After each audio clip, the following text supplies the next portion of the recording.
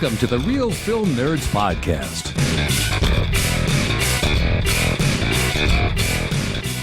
Hiya, boys and girls, and welcome to the Real Film Nerds Podcast. My name is Matt, one of your two hosts. With me, as always, my brother from another mother on the East Coast, Mysterious Mike Talent. Hey everybody, how's it going? Was that from It, Matt? What was that welcoming? Yes, it was from It. Yes, sir. Okay. I know. I've done that intro before. I just was trying to get it going, and that's Pennywise. And I think does he go hiya or does he go hi? I don't know. I think it's kind of I think it's hiya. I don't know. I think it's hiya. Yeah. Sounded like it to me. Hiya, boys and girls. Yeah. Pennywise. Yep. Sounds like it. Okay, Mike, so on the complete opposite spectrum, not a horror movie, but definitely just as atrocious. We're talking about a movie that you knew nothing about, that I knew a little bit something about, saw the trailer, because I am a watcher of this new streaming service because they took away my HBO Go. It is HBO Max's first original called An American Pickle. Yes. Yep. And I'll do the rundown, Matt. It's literally about pickles. Yeah. Yes, it is.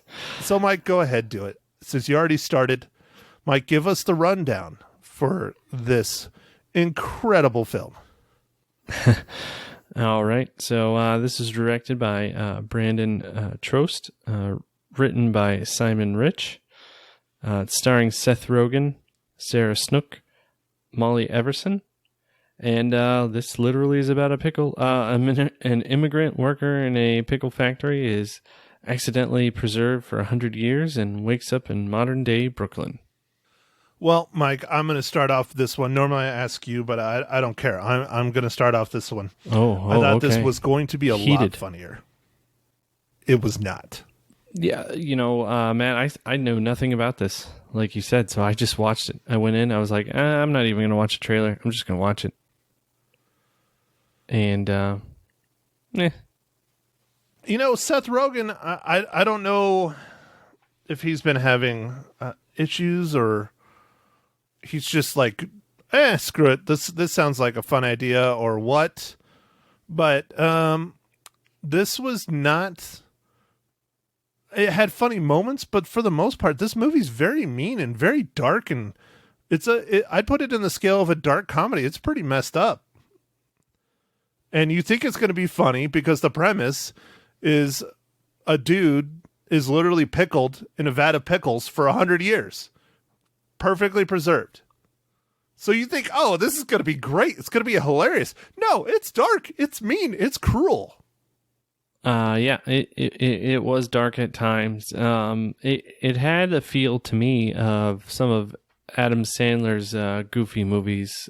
Some of the plot, like 100 years in a pickle.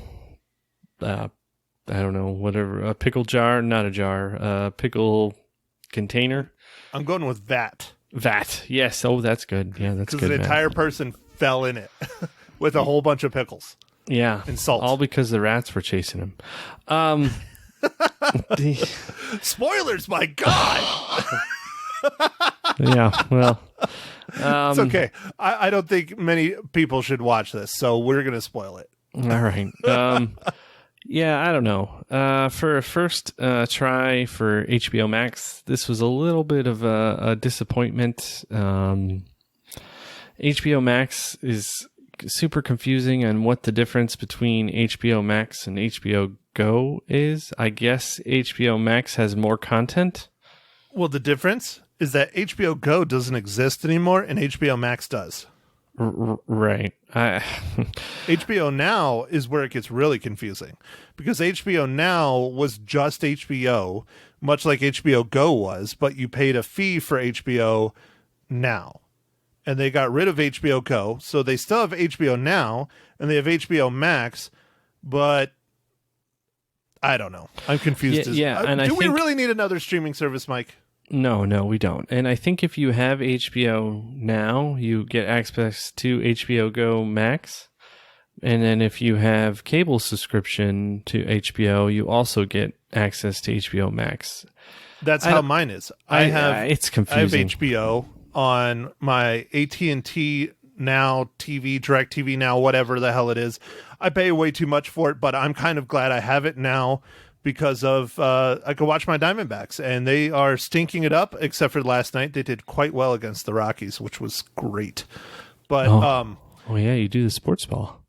Yeah, sports ball. I like my baseball sports ball. You like your football sports ball? I like my baseball sports ball. Yes, there's like 10 times the games, and I'm not as religious as you are where I do nothing but watch like sports ball all day on Sunday. I'll breeze in and out of the games when I can.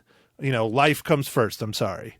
But well, I mean, there's going to be no season for football, so are they going to? I know they killed college. I haven't heard anything about We'll see. NFL. We'll see. But, I don't know, man.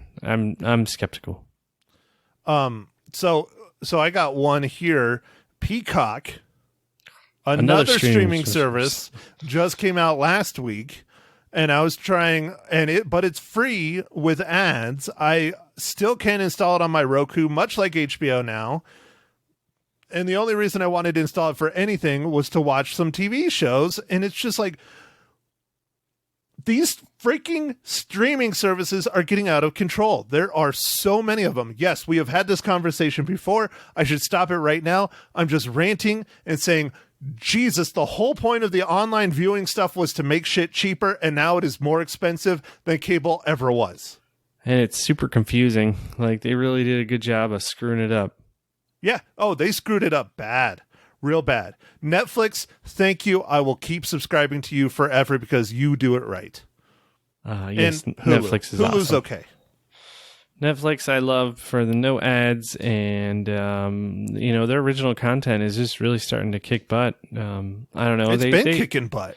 They have some stuff that's like, meh, but they also have a lot of good stuff. So I like that they're just kind of producing all kinds of different things. I know they're using the what we watch to drive what they make more of, and that's cool too.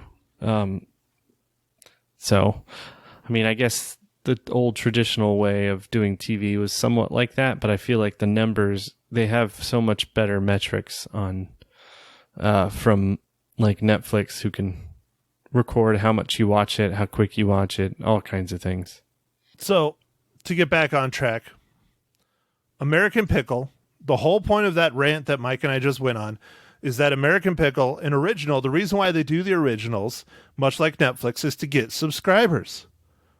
Well, their first one out of the gate, it was rough with Netflix too. Their first few out of the gate were not the best in the world. But this is not a movie that I would recommend to push on people to subscribe to HBO Max. I think the HBO content is 100 times better than this. You know, the shows and the backlogs of The Wire and Sopranos and Band of Brothers and stuff like that. Oh, so much better. Yeah, those are really good. And then shout out for McMillions. I really liked that. Just recently I watched that. That was cool. I have not gotten to watch that yet. I would like to. I heard that is quite the fascinating documentary. It was neat. So, Mike, speaking about things that are preserved. Oh, good one, dude. Good one. I like it. Do you have a question for me, Mike? Oh, yes, I do, Matt. What kind of preservatives are in the latest beer that you're drinking today?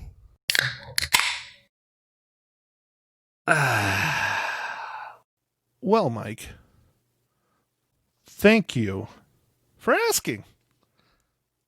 I am continuing my drink through the mail delivery beers. I think this is the only one I have not talked about on the podcast yet. It is from Wooden Cask Brewing Company. It is their Reformation Scottish Stout. And it's like it's not like stout, like hardcore stout, like a Guinness, but it definitely does have that Scottish flavor in it, like my Kilt Lifters. And it's a interesting beer. Okay. Oh, that's cool, man. I am once again drinking an IPA. I wouldn't IPA. expect anything less from you, Mike. It's probably what I would consider one of my go-tos these days, and it's Sierra Nevada's Hop Bullet. It's a double IPA. Shoots you with a bullet of hops in your mouth. In the mouth, right? Yeah. Yeah. Some might call it the money shot. Steve still has that as his ringer. I think it's when I text him or something, it does that. Because when you're talking, Anyways, I don't know what podcast number that was, but it was hilarious. I've never genuinely laughed that hard in a long time. It was pretty good, and all from a word that you said. I think it was the Poindexter Awards, maybe the second one might have been, yeah. I think it was. Anyways. All right, Mike. Well, that means it's my turn to ask my question. And let's see if you were able to find it. Now, so far, we're still rolling, even though you missed one. Our good buddy from Signals AZ, Austin, pointed out the connection. So we're keeping the connection alive. I've lost count on how many times. But, Mike, how does An American Pickle relate to the Marvel Cinematic Universe?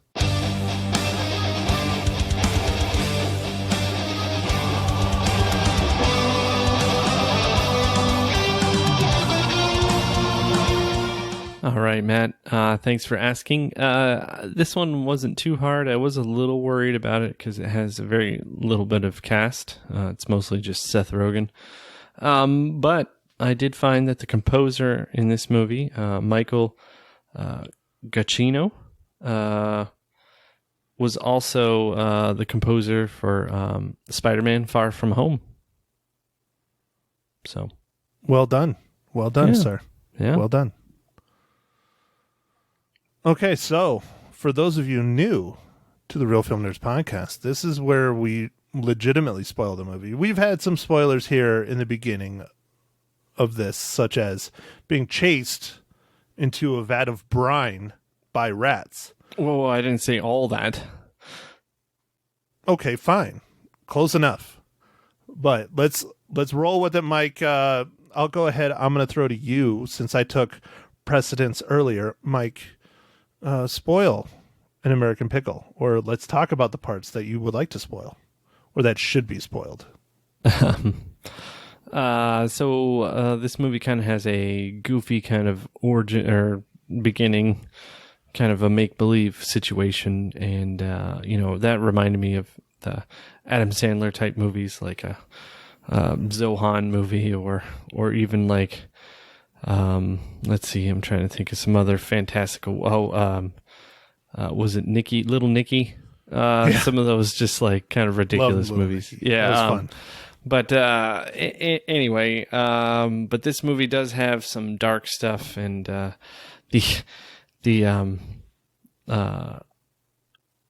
back and forth between the two characters. I was going to say the Seth Rogens.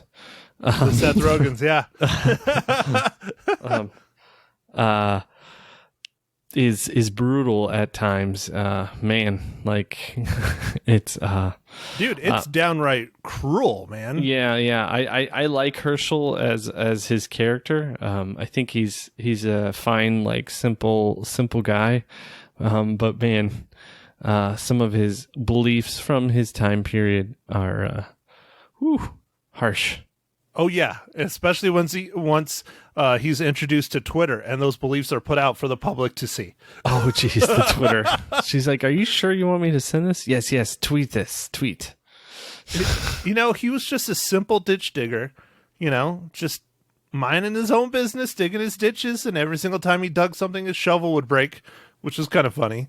Did you notice that when they were back in time telling Herschel's story before he fell in the brine, it was shot 4:3, and then the instant it turns to modern day, it's back to 16:9. I did, and then Matt, what is the style when it was only in focus in like a circle, and then it was blurry on the outsides? It's just a shallow depth of field. Okay, like they just had that the whole time. Yeah. During those scenes, and I wasn't sure if that was just effects or if maybe that was something to do with the camera they were using or whatever. You can do it both ways. Lots of people have that on their cell phones, the portrait mode. Well, not, again, being a photographer, I can really go into this. I'll just make it somewhat quick. But the portrait mode, your camera on your cell phone is fixed at affinity. Like, your camera phone basically doesn't focus really much. I mean, it does a little bit. And so what portrait mode does is it throws everything that's not a person out of focus in the background, and it does it all through software. Whereas in my world, the real photo world, we do it with our lenses and our film speed and our distance to the subject and stuff like that. But now, thanks to logarithms, everything looks like stuff that I spend lots of money to do and have spent years learning how to do. All from a logarithm. Thanks, Mike. You and your programmer buddies. Yeah. No, I know. They're taking over the world, man. One job at a time. You watch this pandemic. I saw that White Castle is about to start having burger flipping robots. So goodbye burger flipping jobs. Oh, hell. I still haven't even been to the one here. We finally got one in Arizona, in Scottsdale. You haven't been? And I have not been. Dude. I need to go. I know. You gotta go with Frank, man. You guys can do a Portillo's White Castle run. No. He doesn't like White Castle. All right. They're right next to each other, though. They are. Dude, like you can just walk to there and then it's pretty close. Yeah, it's like the next exit. Yeah. But no, I need to go there. Now, typically, by this time in the year, if it was a normal year without the pandemic, I would have made probably at least 8 or 9 trips down to Phoenix and back by now. But I have only made like one since there was no sports ball. Yeah, that's disappointing. Yeah, especially for my bank account. Yeah, I thought you were going to mention, Matt, that at the end of this month, usually something very important comes out. The PSL. The PSL? Come on, man. Pumpkin spice latte? That's your favorite. Oh, dude, no. I don't go to the Bucks. They charge, if I'm spending more than $3 for a drink, it better have booze in it. Yeah, I know. Jeez. I'm sorry. I brew my own coffee at home. I have my creamer. That's what I do. I do my thing. I'm out. I do not go to Starbucks. If other people buy me Starbucks, fine. But no. If it doesn't have booze in it, I'm not paying that much for a damn drink. If they start putting bourbon or some rum or something, yeah, I will go get my Starbucks coffee every morning. And it'll be a great freaking work day. Gotcha. All right, man. I was just yanking the old chain. I just didn't understand what PSL was, but you're right. You're going to start hearing about it on the news, and it's the pumpkin spice latte apocalypse. Yeah. Oh, you know what? I'm going to start some fake news. I'm going to say pumpkin spice latte gives you coronavirus. Dude. Let's get rid of that shit now. Yeah, you could say it's proven that people who drink pumpkin spice lattes tend to have more coronavirus cases because they're getting their pumpkin spice lattes in public. Mm-hmm. Nice. Well, Matt. Yes, sir. Tell me about your pickles. Yeah. You had to go there. I thought you were going to say something about tickling pickles or something like that. Or Pickle Rick. Pickle Rick is my favorite. I think he should have made a cameo in this. That would have been great.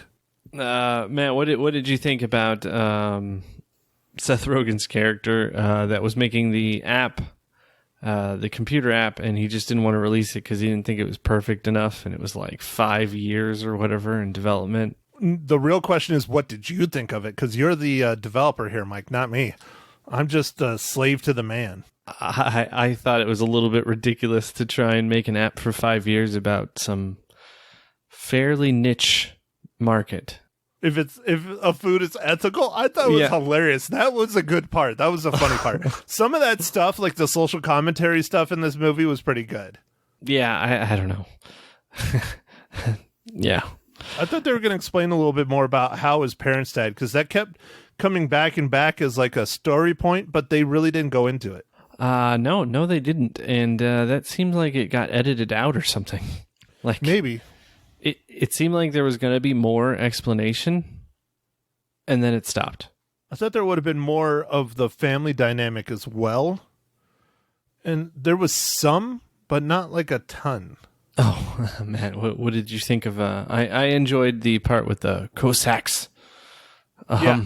The billboard? Yeah. Yeah. What was it? Like vanilla vodka or coffee vodka or something? Yeah. Yeah. That was funny. And how the family plot is like right underneath a two-lane, not a two-lane, but like under a stack, like a big highway, like two highways. He's like, it's beautiful. Yeah, it makes sense. It's old, and like they just basically moved it around.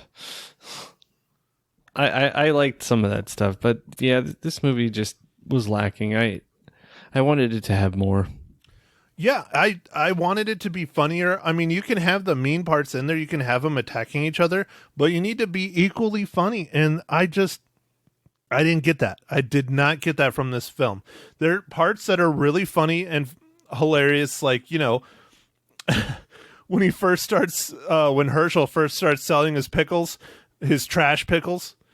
And oh yeah, again, it's just a stereotype, but the first people that walk up and buy them is like a gay couple, and they're like asking about how if it's you know, farm raised and preservatives and all this other stuff, and it's just like you can't get away from that stuff in today's society. Like everybody does that about everything. It's like, really?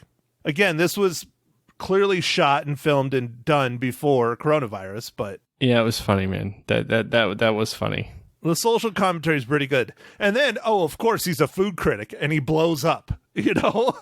Well, he just, I don't know, he tweeted, and he had like a ton of like followers or whatever. Yeah, but it adds to the story, because otherwise the other Seth Rogen wouldn't have escalated and stuff. So, yeah. It was fun. I love they're like, oh, you can get interns. You don't have to pay them. And I was like, oh, jeez. Yeah, it's another one. There's parts that are really smart and really funny, but overall, it's not to the typical Seth Rogen level or that kind of comedy level. I mean, I don't know. I think I've said it enough, but yeah. It's okay. It's okay. It's just okay. Yeah. It's nothing special. Yeah, nothing special. You know, it's not like I don't know, Pineapple Express or Super Bad. That was a good one. Or even some people thought it was okay. The first one was pretty good. The second one not so much. Was Neighbors. Oh, actually, I enjoyed Neighbors. Neighbors was fun. The first one was really fun. Like, the second one was kind of. But again, another great quality Seth Rogen flick, and that's a more newer one too. Yeah, and that had the fun back and forth. It was great. And that was, that's a great comparison as Neighbors to this, because that was mean, but it was funny. Yeah, and it had a back and forth element, and this one did too, but it was just sometimes it wasn't funny, or it was, I don't know, it was just dark. Yeah, it was just awful. So just downright cruel. All right, Matt. Speaking about being cruel, how many reels, Mike? Oh, yeah. That's true. I'm going to give this 2 reels. Feeling nice. Well, Mike, I am glad that we are back on track, because I gave it 2.5. Ooh, good. I was going to be like, oh no, is he do 2 as well? I should have gotten 1.5. No. We're good. Oh, okay. We're good. We're just back on track. I'm not lower than you for a change. Okay, good. So, all right. Well, next week, I think we're going to try. We'll talk about it a little bit more when we get closer to the end of the podcast. But what happened with King, the King of Staten Island. And we are hoping to get to that film sooner or later for our avid listeners. But until then, if it happens, we'll do that next week. If not, we're going to fill a request from my nephew who is going back to school at Northern Arizona University here in Flagstaff soon. So I figured let's do his request. He requested Public Enemies starring Johnny Depp, which is currently streaming on the old Netflix. Yeah, Public Enemies. Well, Matt, this is pretty much the end of the podcast. Do you want to talk about more? The end of the podcast. More about the King of Staten Island, and I can give you a little bit. Mike, I'll let you talk about it since I've been doing way too much talking and you're falling asleep. Okay, so everybody, we had a little bit of miscommunication with the marketing people for The King of Staten Island, and we thought we were going to have some Blu-rays to give away this week and be able to review this movie actually this week. But looks like it has just been released on the video on demand services, and we would like to give it just a little bit of a shout out. This movie's from celebrated comedic director Judd Apatow, starring Saturday Night Live breakout Pete Davidson. Comes a bracing comedy about love, loss, and laughter on Staten Island. Rolling Stone quoted this as an emotional and comic knockout. So that's a little bit of a preview of it, but we're still not 100% sure what we're going to have for you. So according to the internets, it looks like it is going to be available to own, not rent, on digital and Blu-ray and DVD starting August 25th. So that might be a little bit for us, because I don't know. We'll see how that goes, but I'm hoping we get some giveaways. That would be really awesome to be able to give away a few more movies to our avid listeners. But let's see. Dude, Marissa Tomei's in it. I didn't know that. Did you know that? No, I didn't know that, but I didn't catch that she was in it. I've watched the trailer. Okay. Clearly, I wasn't paying enough attention. I'm sorry, Mike. Bill Burr. I like Bill Burr. He's cool. He was in The Mandalorian. Oh, okay. He's a big time stand up comedian who's actually later in life started acting, which is cool. Well, it's all about who you know, man. Let's see. Features over 2 hours of hilarious, never before seen bonus content, including alternate endings, deleted scenes, and a gag reel. Everybody loves a good gag reel. Nice. Well, all right, Mike. I think that is it for the Real Film Nerds podcast, episode number 183, since I didn't say it before. Oh, man. Yeah, I thought, Is that 183? I forgot to remind you, dude. Yeah, I think it's 183. We're going with 183. All right, 183. It is. If it's not, we'll just have two 183s. Well, everybody, thanks for listening, and go out there and watch all the movies that you can. Thank you for listening to The Real Film Nerds. Now, don't forget to follow us on Facebook, Twitter, and Instagram at Real Film Nerds. Now, go out and catch a movie.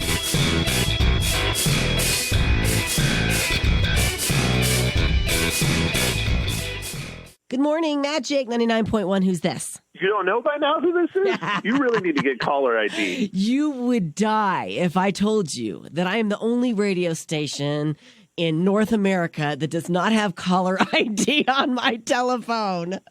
So basically what you're saying is that for all the youngins out there, or us oldins, I guess you would say, if you need to make a prank call, call Magic 99.1. That is it. That's exactly what I'm telling you, Maddie.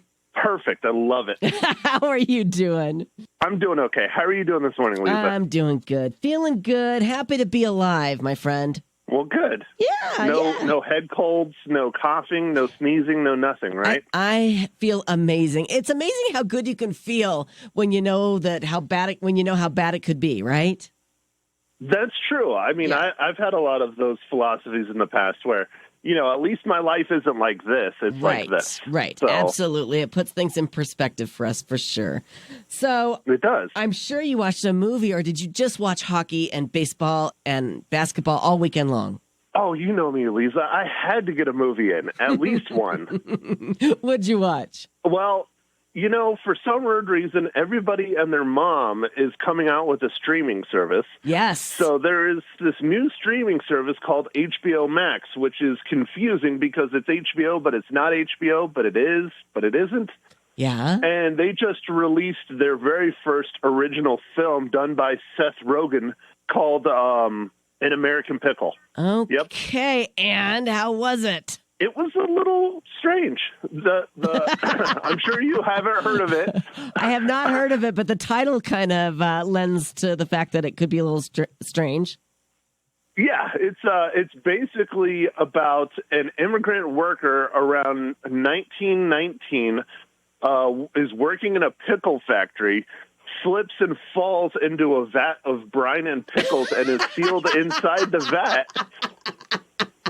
Hey, it's an original idea. It's kind of original, but is sealed in the vat of pickles for 100 years. Okay. Some kids stumble upon the now shut down defunct pickle factory, and he magically gets up and is perfectly fine. The brine head kept him healthy and preserved for 100 years. Oh my God, this is funny. Okay. Yeah, it has its moments, but that's the thing. Like, Seth Rogen, he goes really slapsticky on a lot of the stuff, especially some of the stuff he writes. Yeah. This actually is kind of toned down for a Seth Rogen film, and then it starts getting like towards the middle and end, it starts getting like really mean. Like they're really going at each other, because what it is 100 years later, he wakes, the pickle guy is how I'm going to refer to him. Okay. Wakes up, and he only has one relative, and it's his great-great-grandson. So him and his great-great-grandson, he moves in to take care of him, and then things start going south, and they start going at each other really bad. Oh, man. I'm intrigued, I have to say. It's a little strange. It's not as funny as I anticipated, but I don't think that's a bad thing. Okay, all right. He really toned down the slapstick, but it's definitely meaner and a little darker than I thought it was going to be. Okay, all right. Yeah, with that title, you wouldn't think it would be dark. No, but they really, the great-grandson and the great-grandfather really start going at each other as they progress towards the end of this film. Yeah. And then they reconcile at the end, like all good movies. But it still was, wow. Okay. Too much like real life, right? Kinda? I mean, definitely. The next time my great-grandfather wakes up out of a vat of pickle brine, I'm going to be nice to him. Be nice to him, Matt. How many reels are you going to give it? I give it 2.5. I mean, it was fun. It was okay.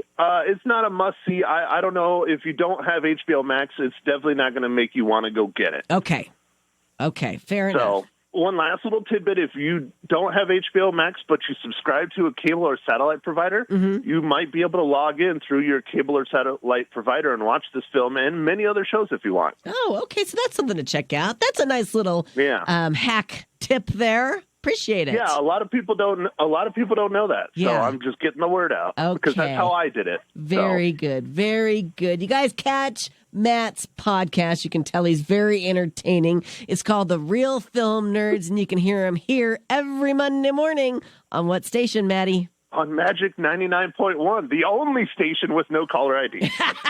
You got that one right.